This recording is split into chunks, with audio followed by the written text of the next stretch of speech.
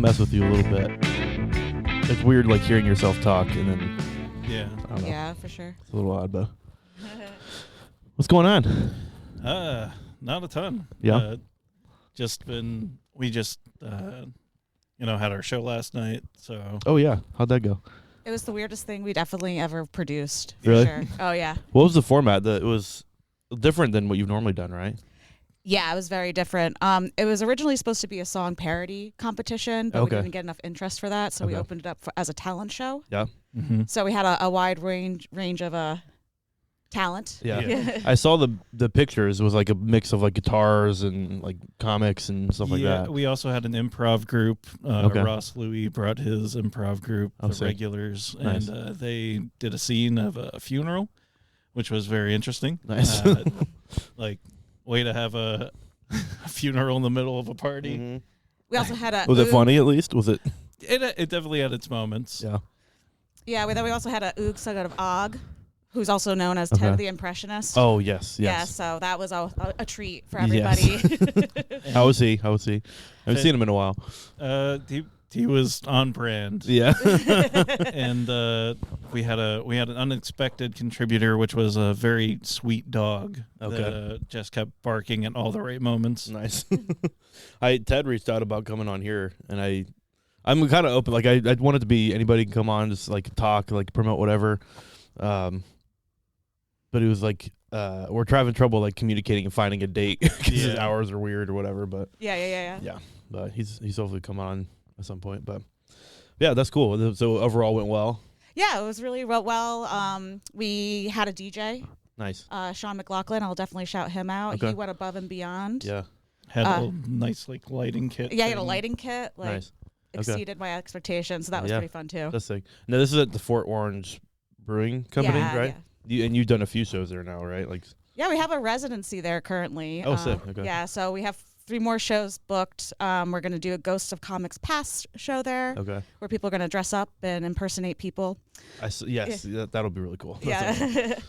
We're doing a producers battle Mhm. in May, so it's going to be Okay. Cloud City Comedy against Corner Street Comedy Troupe down in the Hudson Valley. Nice. So we're going to take down those, folks.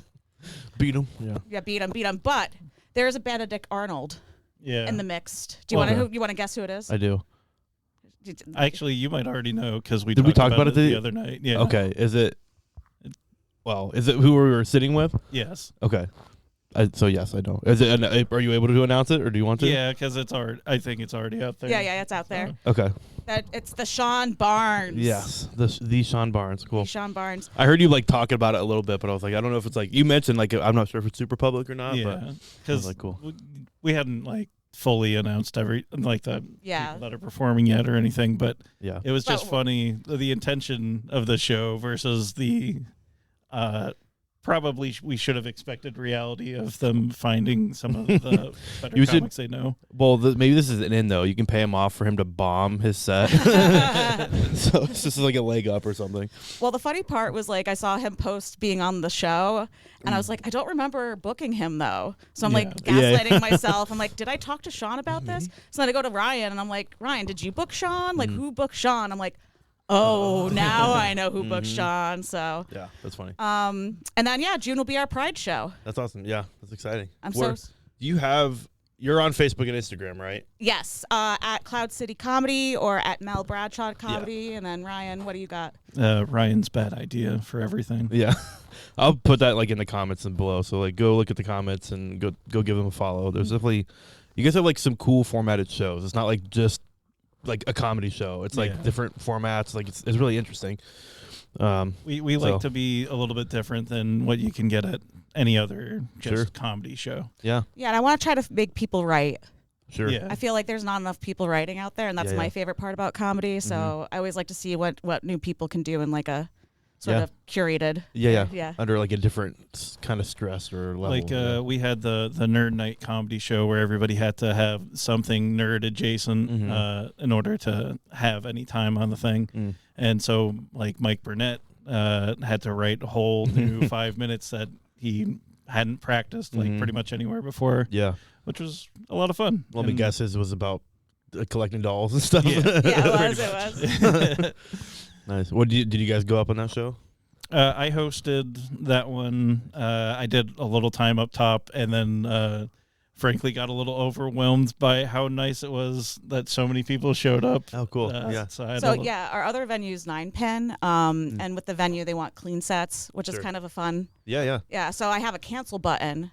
So every time someone's dirty, so I was the cancel button of the show. So every time someone's dirty, I would like ring it to tell them to shut up. That's a good challenge too, honestly, because like I feel like most everybody has dirty comedy, or it's like it's easier to write jokes like that. But it's a challenge for most people to make their stuff clean or like so write clean hard. stuff. Yeah. So that is kind of a cool challenge though, and it's really nice that they allow mics there and shows and stuff. So. Yeah, the food's really good too. So food's really good. I have to say we were blessed with 2 really great venues. They've been nothing but collaborative and amazing to us. Sick. So Nice. Yeah. Well, cool.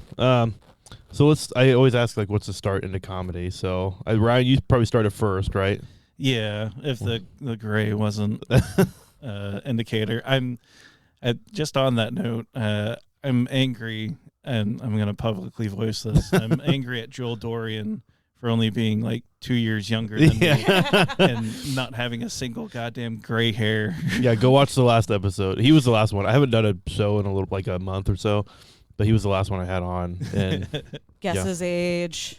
Yeah. I was surprised because I thought he was around my age. Yeah. And then How old are you? I'm 28. Okay.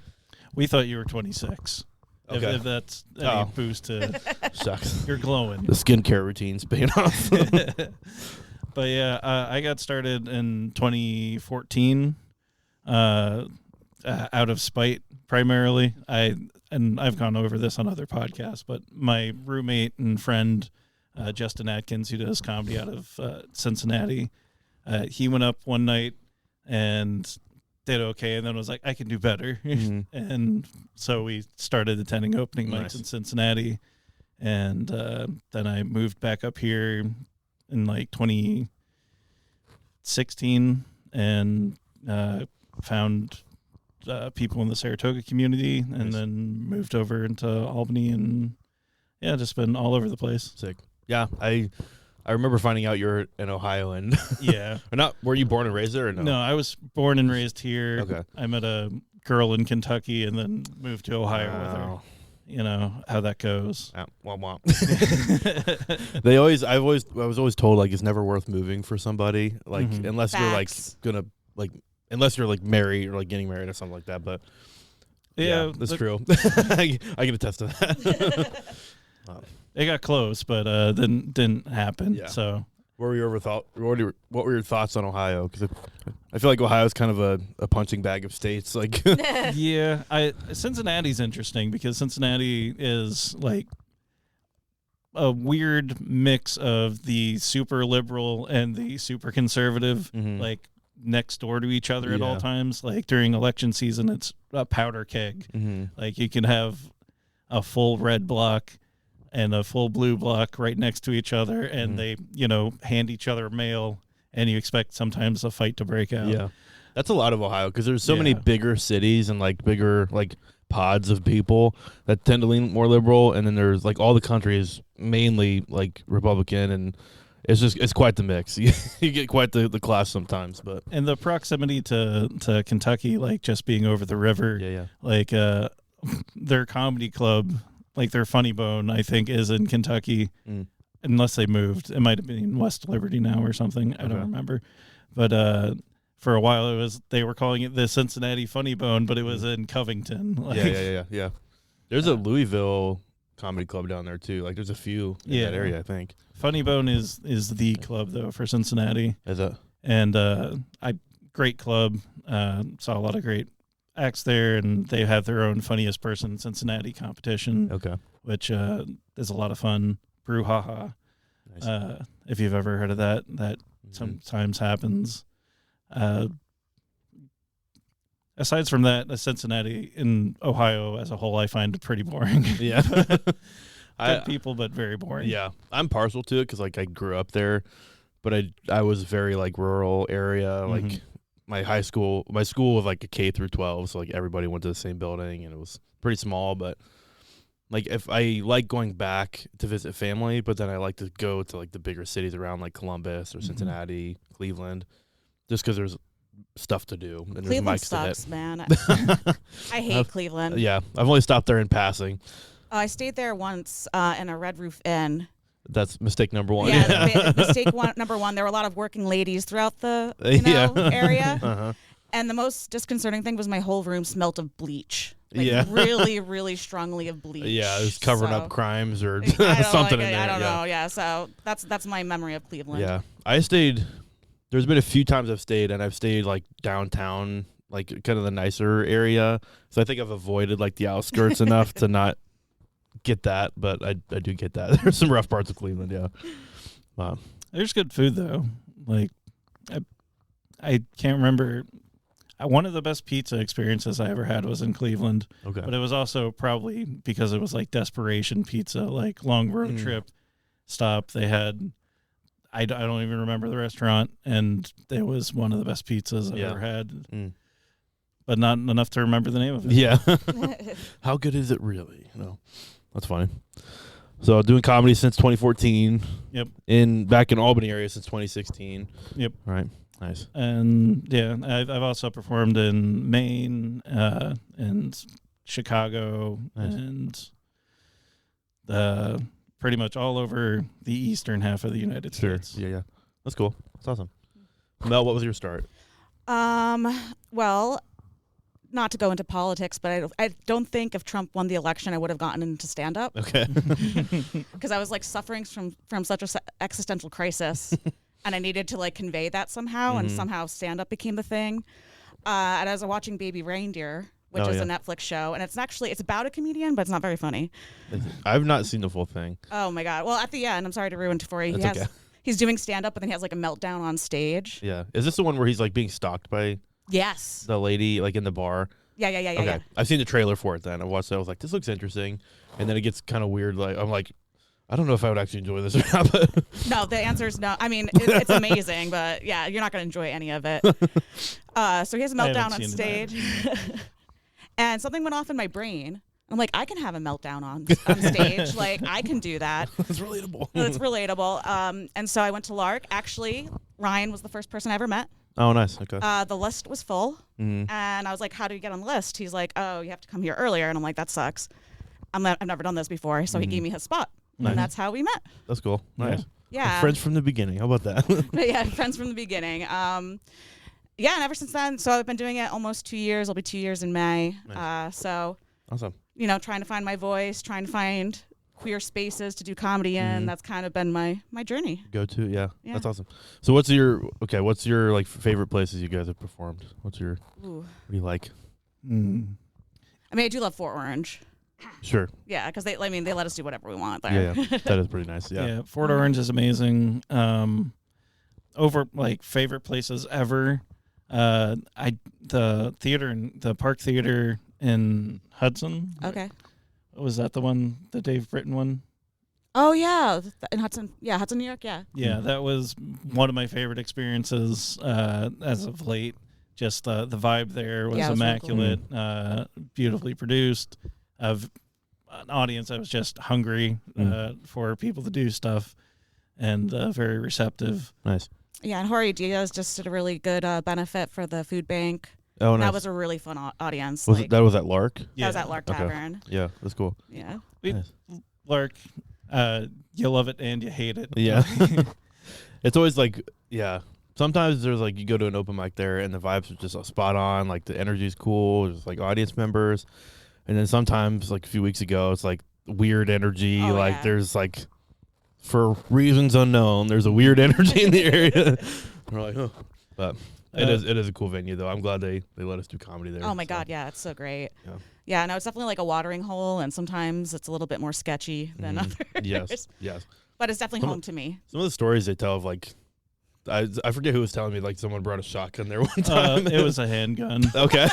Yeah, it was a guy that I was going to co-produce an open mic with. Oh, great, yeah. Ironically. Nice. And was this the Putin mic? No. I was about to say, that's brave to do a Putin open mic. No, that was a Putin open mic?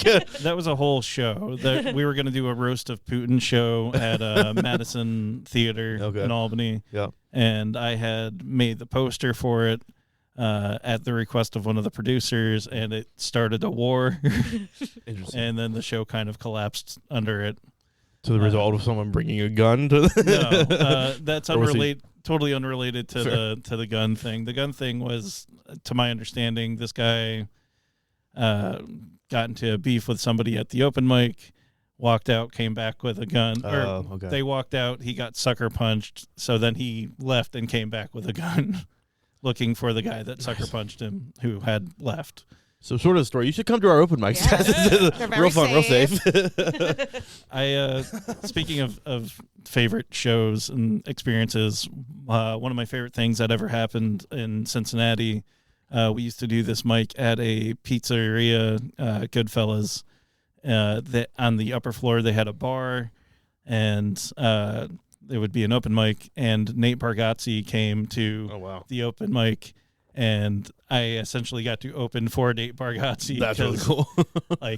The host was like, "Hey, you're up next," and then Nate Bargatze's after you. So did you just pop in to do some time or something, or was he was doing a show at the Funny Bone? Oh wow! And then we all got to hang out and talk with him and stuff afterwards for a little bit. And wow! It was one of my highlights.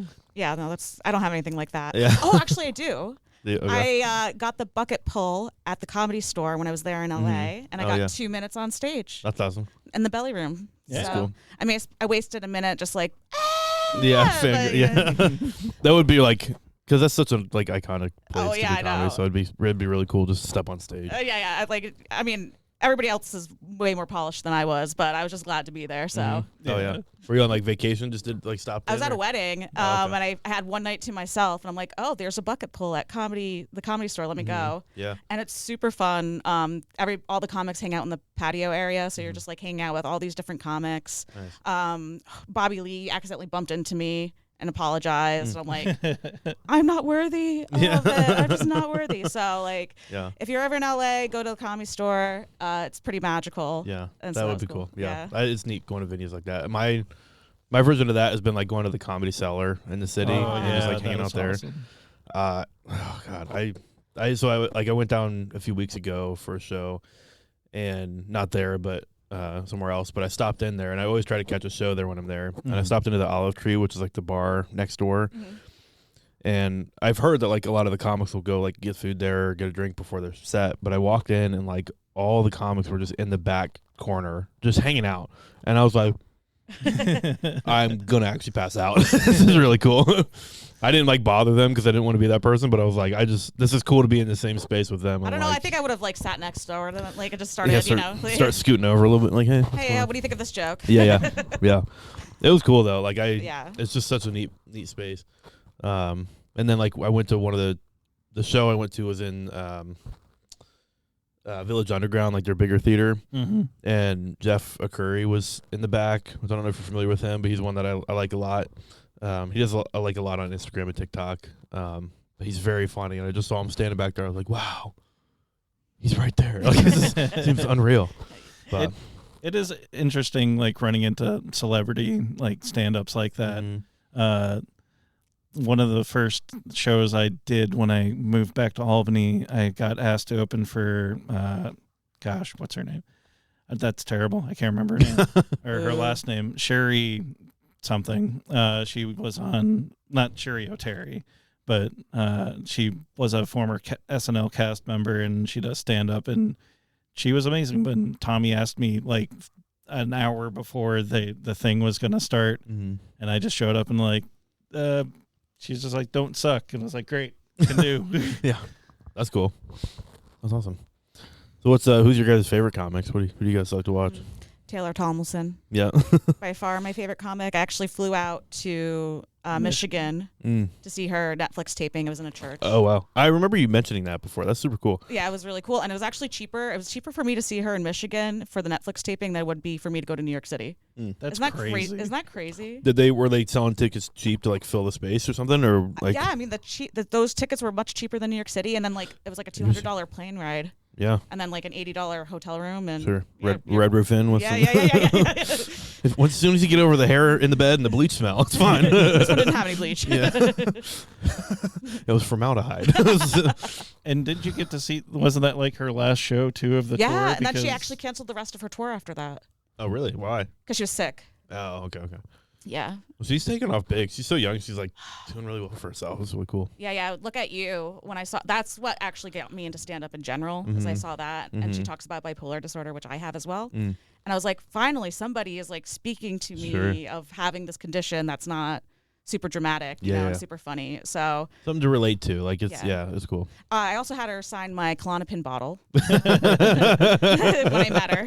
So is that like framed in your house? Yes, like is it really? It 100%. Get like a shadow box, like saying, yeah, absolutely. It's in the corner of the room. When it's like on my mantle. So like.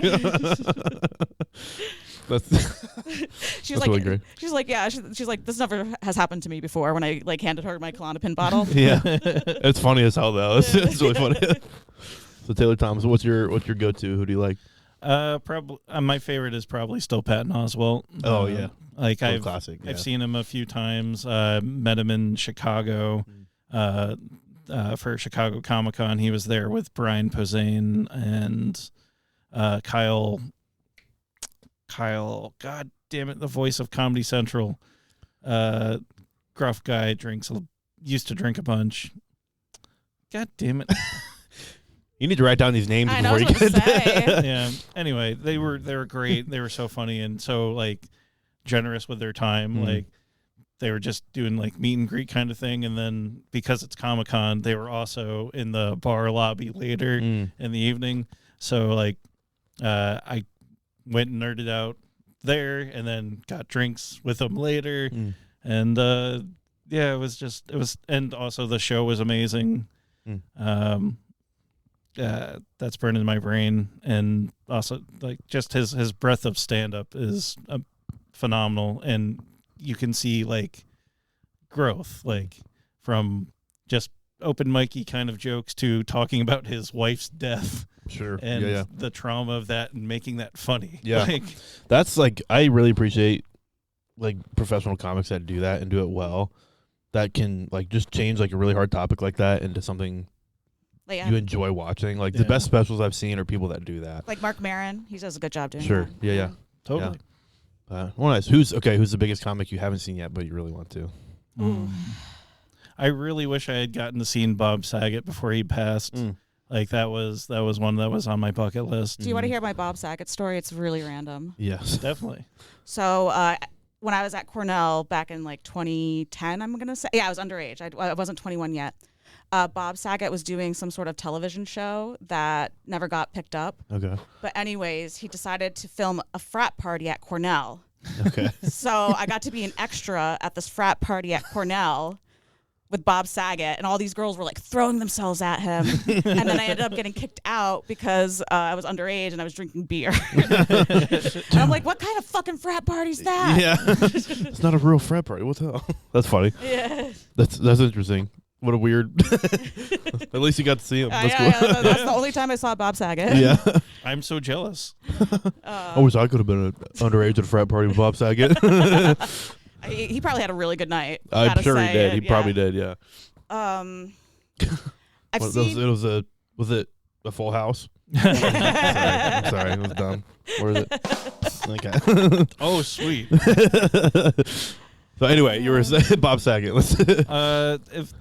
But aside from somebody who's living that I haven't seen that I really, really want to see,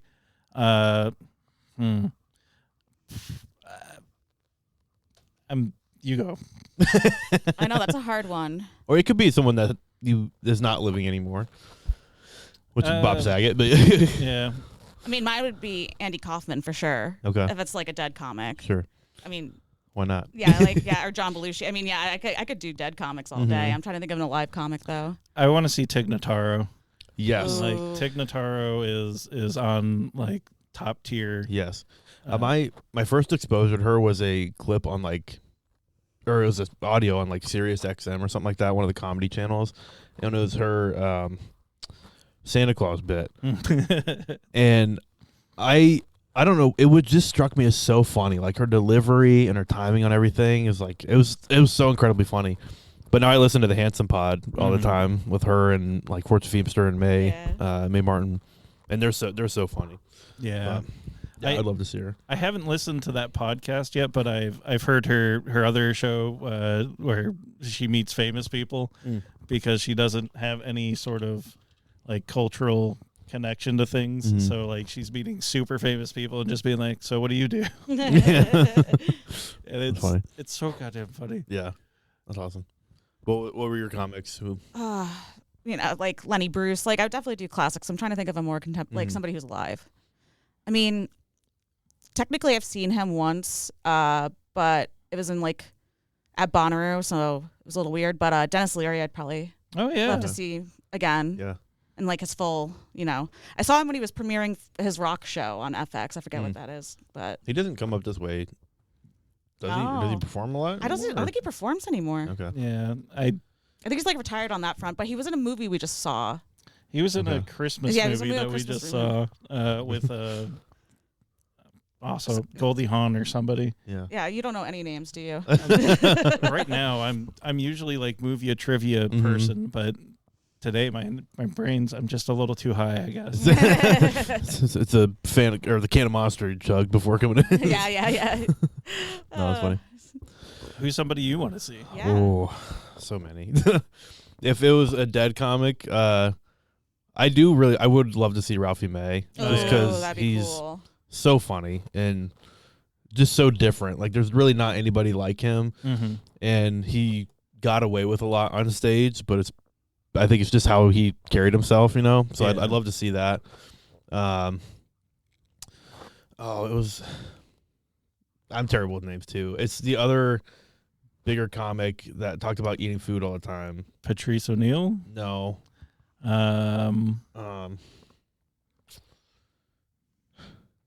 He's like he had like the "you scare my wife" bit.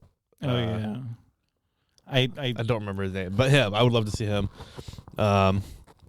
If it's someone alive that I haven't seen, I would love to see Brian Regan live. Oh yeah, because my family grew up watching him, so like you just gotta go to Vegas, I guess. I guess so. Yeah, I didn't know he performs there a bunch, but he does. So he has like a residency somewhere. I thought. I think so, but yeah. We're going to see Hannibal Buress this year. So oh, cool. Yeah, I really enjoyed him. I haven't seen him do stuff in a while though. So sure. Where is he performing at? The Eggs. Mm-hmm. Okay. It looks like he's been taking Ozempic because he's much skinnier than I recall. Nice. That's a miracle drug. Everybody's taking it now. Yeah. Well, nice. So what's I guess what do you guys outside of comedy like to do? Like, what's your do you have any hobbies outside of comedy? God, I'm a nerd, so I have all kinds of things. I played D&D on Tuesdays. Nice. I collect comic books and Magic cards. Are you Magic the Gathering? Yep. I'm currently trying to sell a bunch of them, so hit them up. Hit them up. If anybody's missing some Commander staples, hit me up. Yeah. Magic the Gathering used to be huge in my high school, so like there was a bunch of us, like me and my friend group started playing it, and then it kind of started to spread. Mm-hmm. But it would be like our homeroom time, like everybody was just playing Magic, like everywhere. So I still have my cards somewhere, but I haven't played in forever. Yeah, that's how I got back into it. Was somebody was just like, "Hey, do you remember doing this? This used to be fun." Mm-hmm. And then all of a sudden, Commander is a thing, and now all my friends play it, and I have like 30-something decks that I need to deconstruct and sell. Yeah, that's fair. I've done D&D a few times, but I just started playing. My friend group from high school has been playing Travelers for a while, which is kind of similar, like a role-playing tabletop game. And I just started playing that with them, which has been really fun. Like it's just fun to learn. It's kind of a neat way to connect with them because we do it over Discord. Yeah, did that during lockdown. And it was that longest-running campaign I've done. It was like a year and a half starting during lockdown, and it was good to have that kind of socialization. Yeah. Especially in such an isolating time and engage your imagination so much. Yeah. Well, that's like the nice part because I haven't seen them physically, I haven't seen them in probably a year or two, like probably closer to 2 years now. And we like talk over group chat, but this was the first time I've been able to like voice talk, just with them all collectively. and it was just cool. Like, it was a cool way to connect and play and like just hang out and do something fun. So yeah, it was neat. I think we're doing it every other Monday or something like that. So nice. Nice. Yeah, I don't play Magic. But you're a nerd for movies. I do like movies. We just watched all the Oscars. Okay. And I like to guess who's going to win, and this was the best year I did. Is it? Yeah. So maybe next year I'll get a perfect score. Nice. But I actually am in psychodrama school right now. Okay. And for people who don't know what psychodrama is, it's pretty much improv for your trauma. Okay. So, like, it's an improv group. Somebody gets to be the lead, and then you cast other people to be roles in your trauma, and then you cry a bunch, and then you feel like shit, but then you feel like better. So I do that once a month. And then I'm also an avid hiker, so I'm super jealous that you're here in Lake George. Yeah. Have you done any of the 46? I did them all. Did you? Oh, nice. You're 46? She earned the sticker. That's cool. That's awesome. Patch. She feels so patch. How long did that take you? It was my COVID project. Okay. So it took me about 3.5 years, but I fell off one of the mountains, and that kind of derailed me for like a year and a half. By fall off. Explain. How so? So I was completely by myself, October. It is, 40 degrees out, pouring. Yeah. I'm literally 9 miles away from my car in the Adirondack high peak wilderness. And so I get to this, the hardest part. The last mile is the hardest part. And I'm like, it starts pouring. And I'm like, you know what? Fuck it. I just got here. I'm going to summit and come down. So I summit. And 10 minutes after I summit, I slipped on some leaves and hooked my arm into a branch, and it ripped my socket out. Oh, wow. And so I had a dislocated arm. Damn. So I'm just wandering around the wilderness with a dislocated arm, being like, this is where I'm going to die. The pain was probably... Have you dislocated that arm before? No. Everybody hurt like hell. Yeah. I ran into 2 hikers, and they're like, did you put it back? I'm like, I didn't know that was a thing I should know how to do. Right. That's something they don't teach you in high school. I was like, what? So these 2 hikers were able to get the Rangers for me. Oh, good. And so 3 hours later, I was able to go 3 miles with a dislocated arm, which is kind of crazy. Yeah. Insane. Yeah, no, and when you're really think you're going to die, your juices start really flowing. And all of a sudden I see the Rangers come and start crying. I'm like, are you here for me? They're like, yeah, totally. So they brought me to this outpost in the middle of the woods, and they reset my arm back in the field. Yeah. Nice. But that was kind of scary. Well, I mean, all of it was scary, but they were talking to the people down at the mountain. They were like, one of you guys got to set her arm, man. They're like, but I don't want to do it, dude. I'm like, you're not really giving me a lot of confidence here. Yeah. So I get there, have hypothermia. They send me to Glens Falls Hospital. Okay. What mountain was it? Did you? Cliff Mountain. Okay. Where's that? It's out of, there's a couple ways. I went out of Calamity Road, or where the closest one. What is it called? See, now I'm getting you. I'm sorry, I'm infectious. Is it close? Is it Lake Placid area? No, it's a little bit more south. Okay. It's in North Hudson. Okay. Yeah. I forget what they call it. But whatever. So I go to Glens Falls Hospital. It's the height of COVID. It's 2021. And the doctor comes in and he goes, does your husband know you're hiking alone? And I'm like, oh no, this is going to be a real long night. Yeah. So yeah, but I survived. Took a year of therapy, and then I was able to go hiking in the high peaks again. There you go. That is the full effect of trauma from a situation. If you were to dislocate your shoulder at home, that's one thing. It's different. You're closer to things. Doing it in the forest by yourself, especially. Yeah. I'd be like, okay, I'm just gonna lay down and let happen what happens. I was definitely in denial. I was like, this isn't bad. I could drive to the doctors. Yeah. Meanwhile, my arm's dangling like this. Yeah. I'm like, ugh. Dang. Oof, rough. So. I find that kind of stuff interesting to hear though, because I'm you're a paramedic. Yeah. So we respond to stuff like that. So that's shitty though. Do you ever are you gonna do the wildlife rescue stuff? I've thought about it. Yeah. It's so cool. They occasionally have a class around here, but I'm not part of any group that goes and does that. The Rangers do specific wildlife stuff.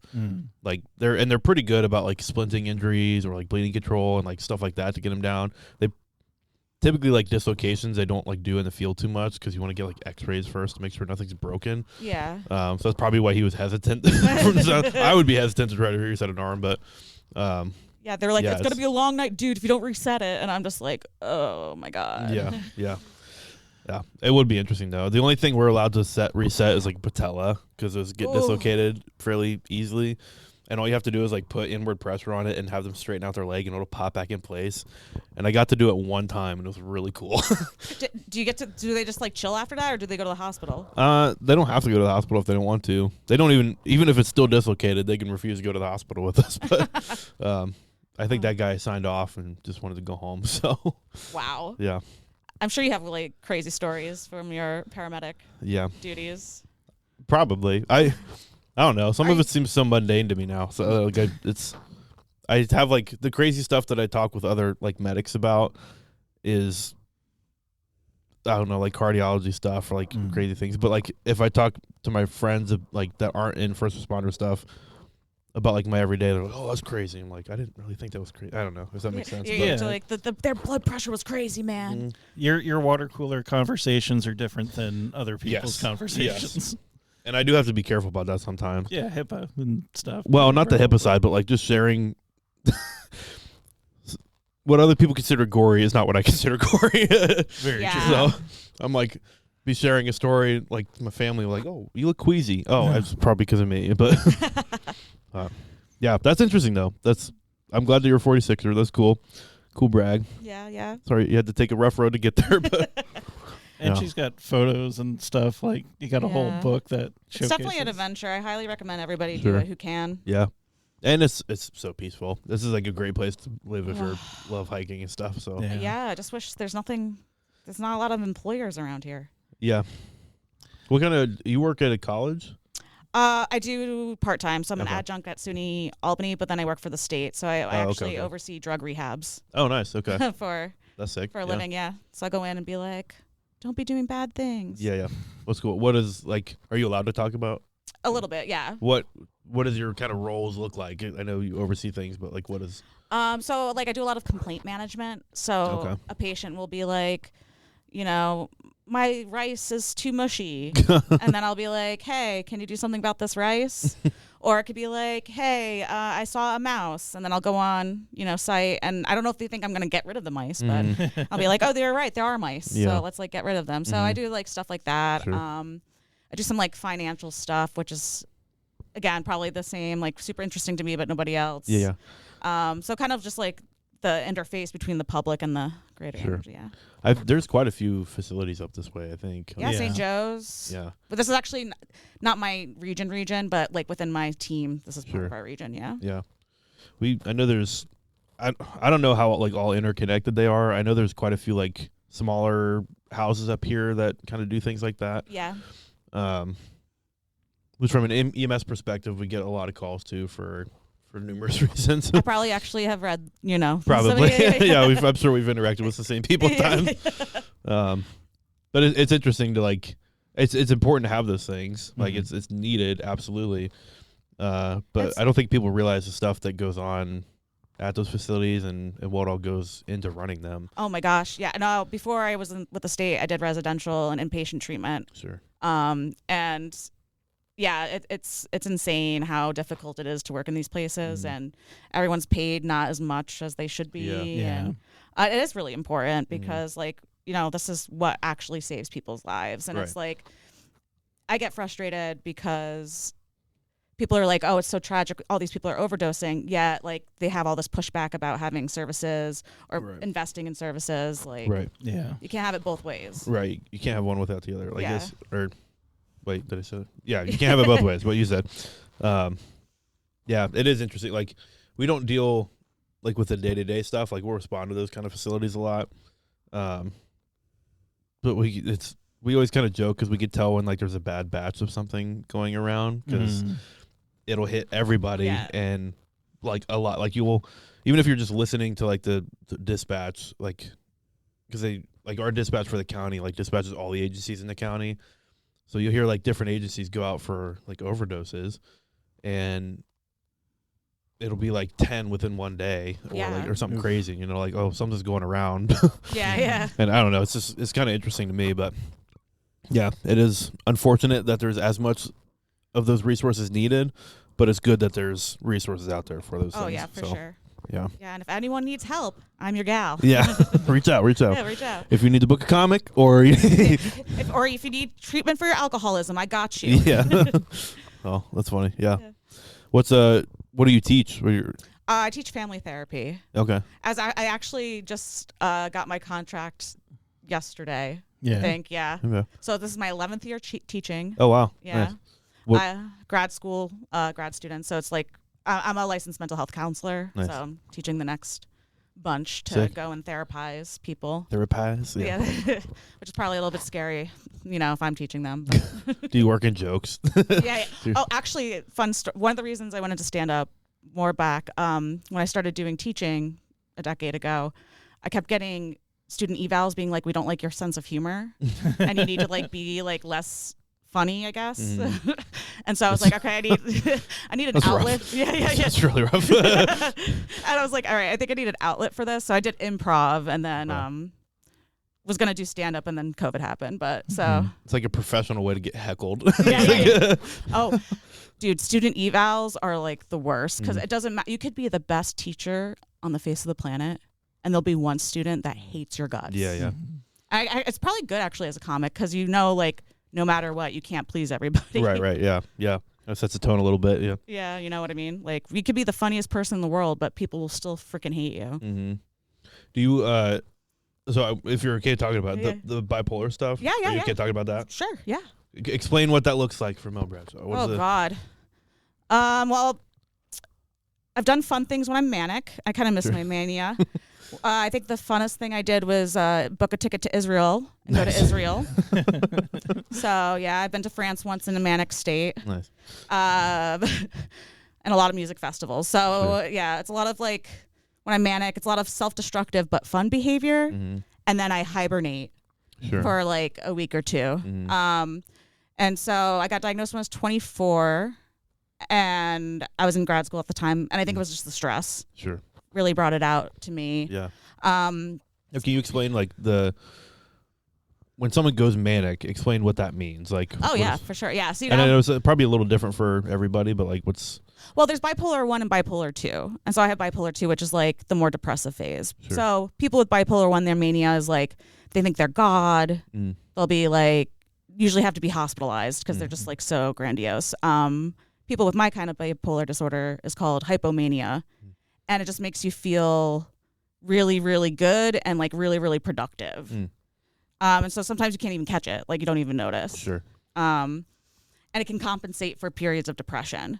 So in college, the way this looked is I'd get hypomanic and I would stay up for 3 or 4 days, get shit done, think I could write a book, kind of, Sure. And then, I'd crash from that and be unable to function. So it was interesting. I mean, college was actually pretty good to use that because you can kind of your schedule, but when you're doing 9 to 5s, it's a lot much more difficult. Yeah. And so it tends to come in waves quite a bit, right?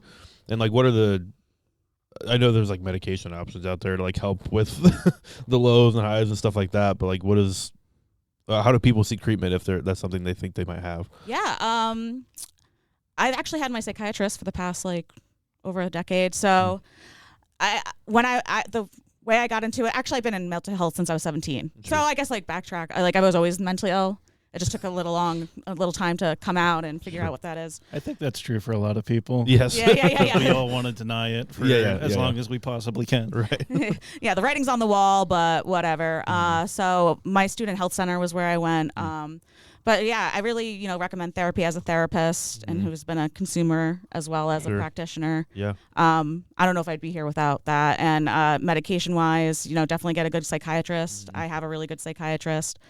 I'm on lithium, which is a little bit atypical this day and age, but it's what works for me. Yeah. Kind of the bummer is that I have another 15 years before it shoots out my kidneys and I have to do something else. But for now, I'm just taking it one day at a time. Yeah. I think that's the hard part. People don't realize how that could be a long process to find what medication works and hone in on like dosaging and like all that. Yeah, actually, I went off lithium because I was like, fuck lithium. And then Trump became president, and I was like, I need something. Bring me lithium. I need lithium now. That's funny, yeah. Yeah, so the two things, if Trump wasn't elected, I wouldn't be on lithium, and I wouldn't be doing stand-up. So there's a positive out of it at least. You got into something you enjoy. So, what's something you wish like people would understand about bipolar that they or you would want people to know that they might not have a good understanding of? I know these are questions on the spot, but they're no, I like them. I like them.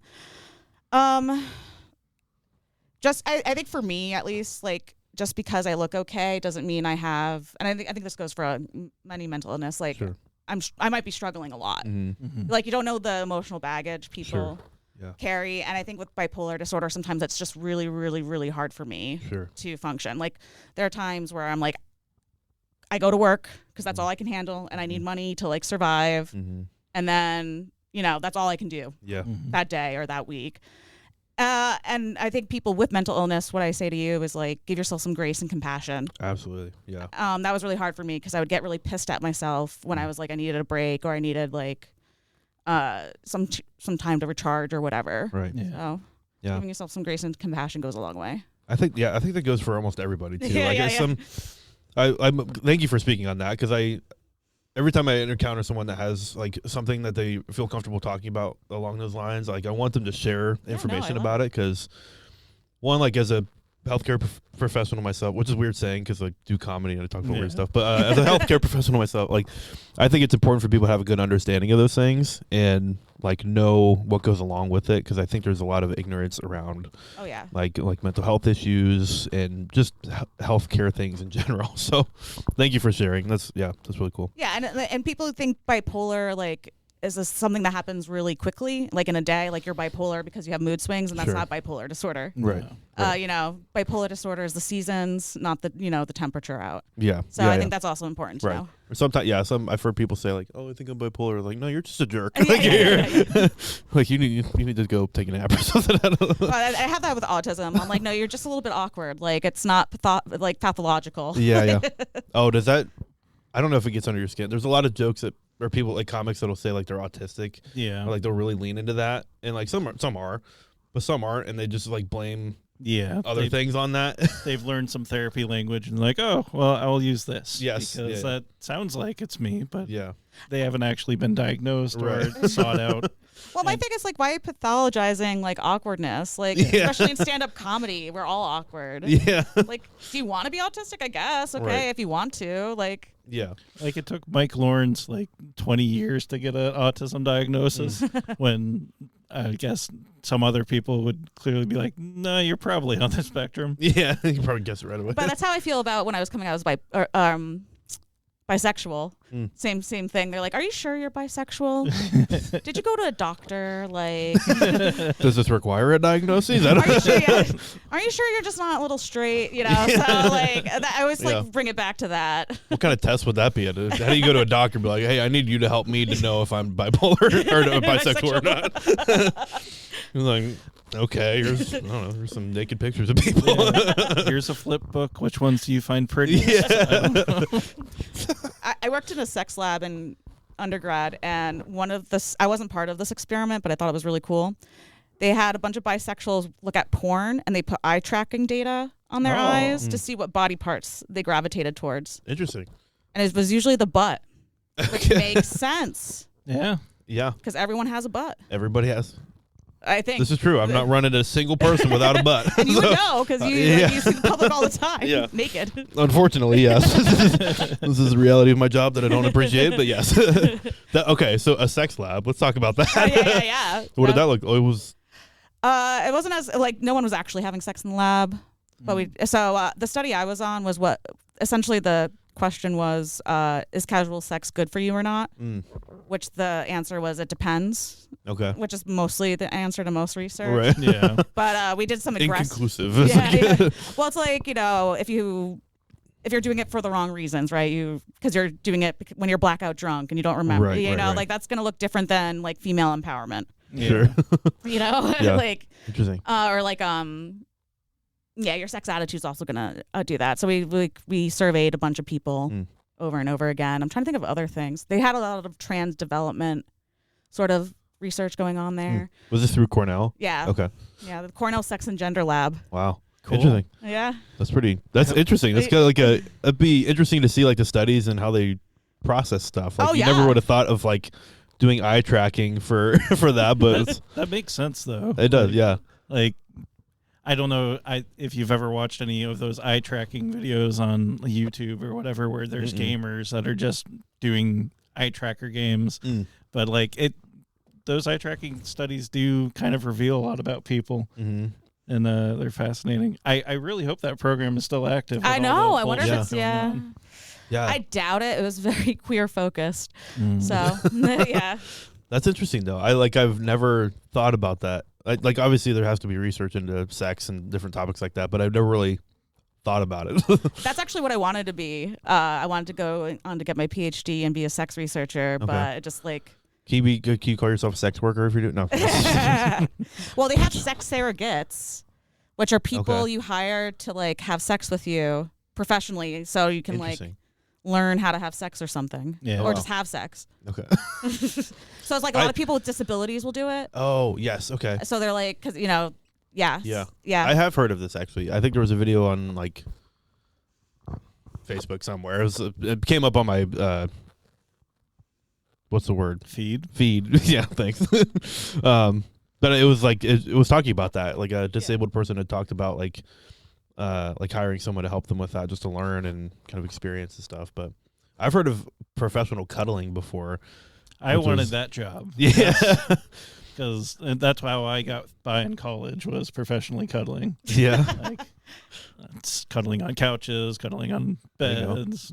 People make a career out of it, and I was labeled because I heard about it when I was in college, which I went to a Christian college. You did? I was labeled Caleb the. Wait, was it? This is Caleb the Christian cuddler or something like that. But it was because I saw this video of this lady that was a professional cuddler, and she was talking about it in the sense of like people would hire me just for like a companionship and like just to help feel better.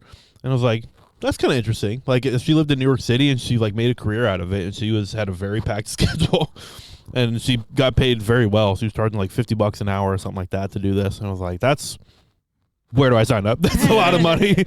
I can only imagine that field has only grown in recent years with how disconnected people feel. Yeah. Also, Caleb Christian Cuddler sounds like a Dateline episode. Yeah, yeah, that's my murderer name or my killer name or something.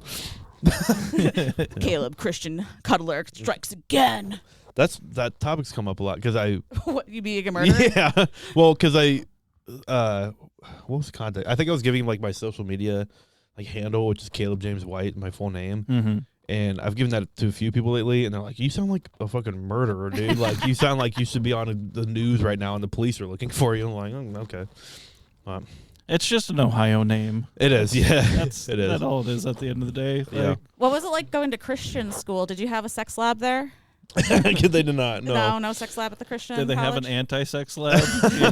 We want to develop things that definitely aren't sex. Yeah. Just make sure from every angle it can't be misconstrued as sexy. Yeah, it's weird. I appreciated my time there because I learned a lot and I got a lot of good experience and stuff, but things were definitely weird. So I think in general, like growing up, going to church, like sex is almost kind of looked at as something that's not natural and bad, because when you're young, they teach you like you have to save this for marriage, and if you don't, then you're like sinful and things like that. So you kind of get this like negative connotation towards it.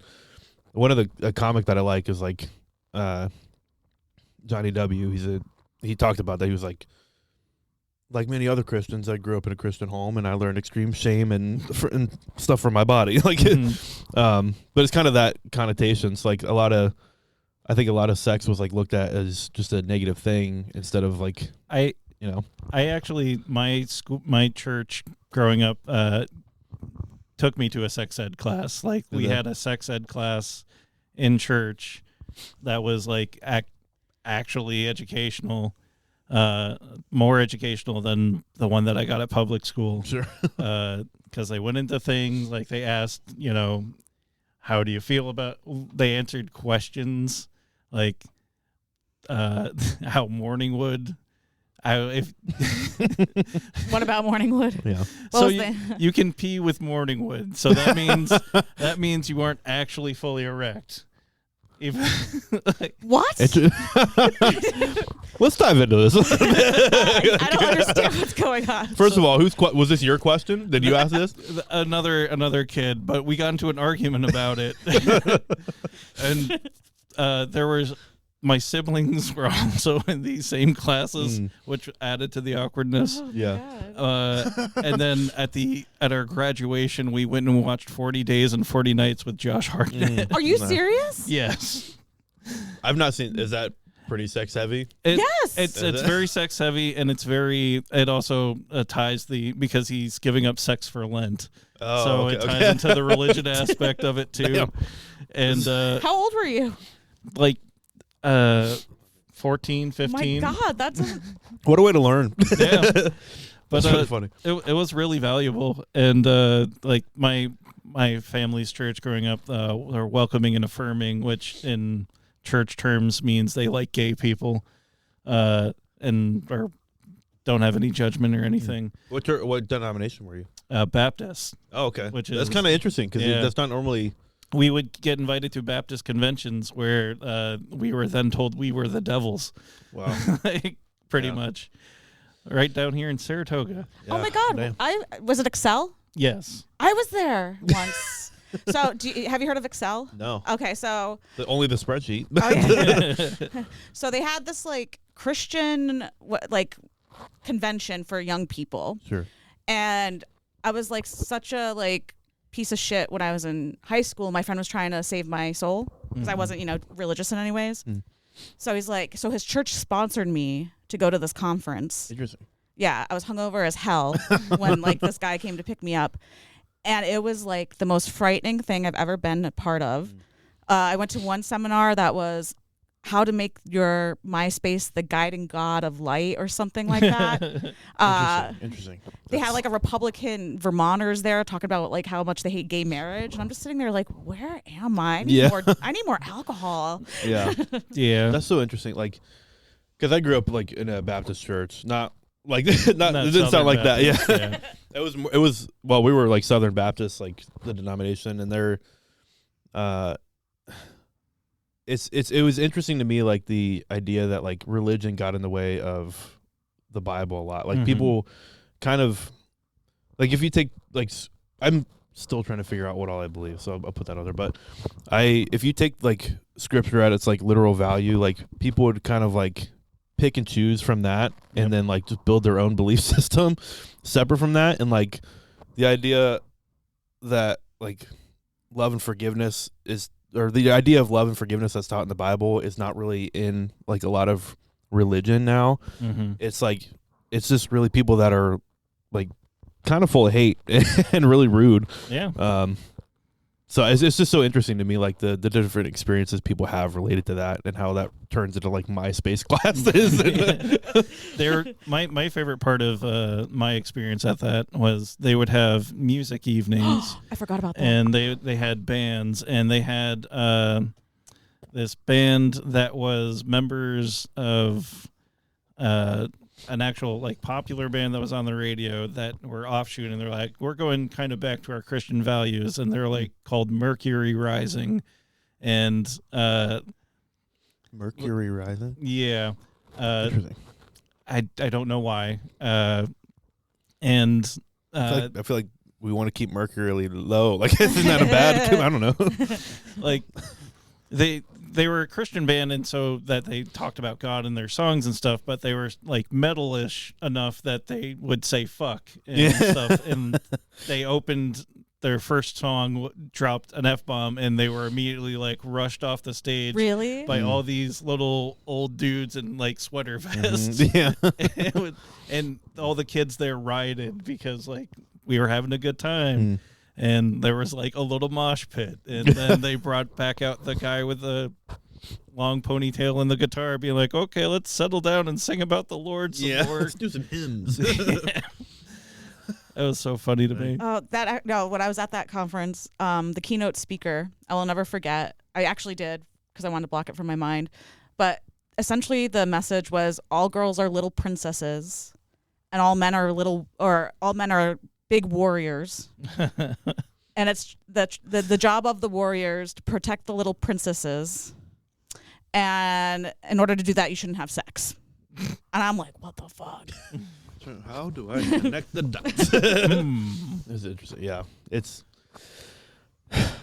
religion. It's fun. Yeah. What a topic. It's a hoop. There's a lot of comedy material to be had about. Yeah. Did you watch Taylor Tomlinson's new special? Mm-mm. It's all about that. I've not. Of her religious trauma. It's pretty good. I wanted to watch it. So my first exposure to her was actually on a podcast where she was touring with a Christian comedian. Yeah. Which is really funny. Like I still listen to that podcast all the time because it's just like they're on their tour bus and they're being silly and they just talk about stuff and they're really funny. But it was her on that, and to see where she's gone now is pretty cool. And she's so popular now. It's just wild. But yeah, I'll have to check that out. I saw that she did one, but I've only watched her first special. That's her worst. No offense, Taylor. Is it? Yeah, it's her worst. Okay. Because it's her first one, so she grows exponentially every special, I feel. Okay. So. Yeah, when I was at the filming, they stopped, filming at one point, and so she disappeared off stage, and she came back. She's like, "Sorry, I told them that if I look like shit, to stop me immediately, because my first special, all I did was sweat like profusely from my lip, and I was like, I'm never doing that again." She's got 3 out now. 4. 4. Oh, geez. Yeah. And they're all on Netflix. Okay. Yes. So I watched the first one, and I'll be honest, I don't remember really liking it that much. I didn't like it. So I'll give her a second chance and watch the rest of it. But do number 2. Look at You. That's my favorite. Okay. Yeah. But number 4 is the religious trauma. So I guess pick your poison. Okay. Yeah. I'll give them both a shot. I love watching specials. So I mean, Have It All is good too. Yeah. Yeah. She's my dream is to open for her. Mm-hmm. That'd be sick. Yeah. That would be sick. Yeah. Yeah. Well. All right. What are we talking about now? Let's see. We've covered religion, politics loosely. Yeah. Being lost in the woods. Dislocated arms. Dislocated arms. Ohio. Yeah. What's do you guys have any shows coming up you want to plug or? Yeah, actually we have talked a show. about it a little bit, but yeah. Wednesday at 9 Pin. Okay. We're gonna do Clean and Queer. Do you want to come? If I'm not working, I might be there. Yeah, come. We still have spots, so if people want to sign up, kind of with our 9 Pin, we are doing like a structured open mic in a way. So we have people pre-register and kind of go from there. Yeah, we found that the casting call model of pre-registering for these open mics like that works better than hoping people show up if it says open mic on it. Yeah, that's fair. And and then we can also arrange people better. Yeah, we do bribe with some prize money. Sure. Mm-hmm. Yeah, nothing crazy. There's that, and then our next one would be Ghost of Comics Past, which will be April 17th at Fort Orange. That's cool. Yeah. Are you can you drop what kind of comics to expect there? Or? We have a Chris Farley. Okay. Yep. Gilbert Gottfried. Okay. I'm going to be Catherine O'Hara. Oh, nice. Oh, cool. A little tribute thing. Yeah, a little tribute thing. That'd be sick. Did she do stand-up comedy? She did more improv. Okay. Yeah, but cool. I think I might judge this one. Sure. Yeah, I'm not an impressionist. So I think I might just dress up like her and judge it. That'd be fun. Yeah. I'm still debating who I want to do because I was considering doing Patton Oswalt, but he's neither retired nor dead. Yeah, I was thinking that actually, but I'm like, we own the show, so. Yeah. I know we have a pending George Carlin. Yeah. I know there's others, but it'll be fun. Yeah, we have George Carlin, Rickles. Yeah, Don Rickles. He would be one that I would love to see. If I could go back and see somebody. Oh yeah, that would be yeah. But yeah. Yeah, so it's still a little bit fluid, I have to say. People are like, I want to do it. So yeah, it's probably I think it'd be hard for me to try to learn someone else's set and act like them in that sense. But if people could pull it off and do it well, it'd be a really fun show to watch. I'd love to see it. Years ago, I did one in Albany, and I did Greg Giraldo for that. Okay. Which was difficult. Because he is so quick, vocally. Yeah. but I went through it and it was fun. So I'm very interested to bring this format back. And we got the blessings of some of the people that originated it. So cool. Like we're not saying that we stole it anything whole cloth. Or actually, this is Ed Smythe brainchild, or Ted the Impressionist brainchild. So has he done a show like this before? Or has he? Okay. Many times. Nice. Yeah. No, we work closely with him, and he's like, "This was fun." And I'm like, "All right, let's give it a try." Yeah. Well, that's awesome. Yeah. So Instagram. Also Cloud Facebook. Facebook. Cloud City Comedy, Mel Bradshaw Comedy. Okay.